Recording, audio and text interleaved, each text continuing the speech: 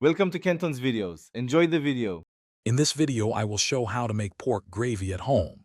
First, after your delicious pork roast is done, gently take the meat out of the pan.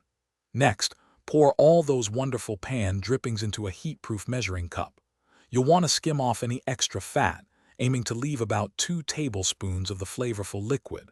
Finally, return those precious drippings and any brown bits back into the roasting pan. These are the foundation of our amazing gravy.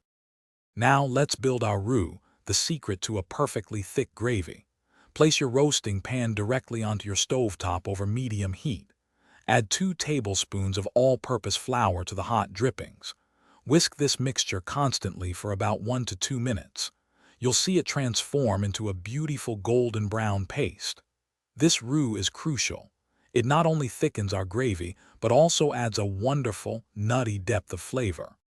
With our roux ready, it's time to add the liquid. Slowly whisk in 2 cups of hot chicken or pork broth.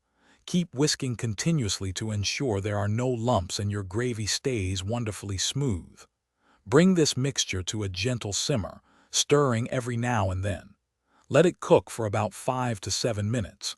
You'll notice it gradually thickening to that perfect, rich consistency we're looking for. Almost there.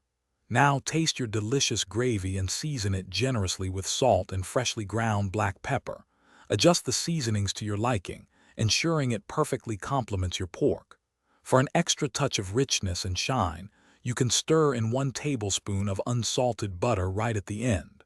Serve your warm, homemade pork gravy generously over your sliced pork, mashed potatoes, or anything else that needs a boost of flavor. Enjoy! Thanks for watching. Consider subscribing if we helped you.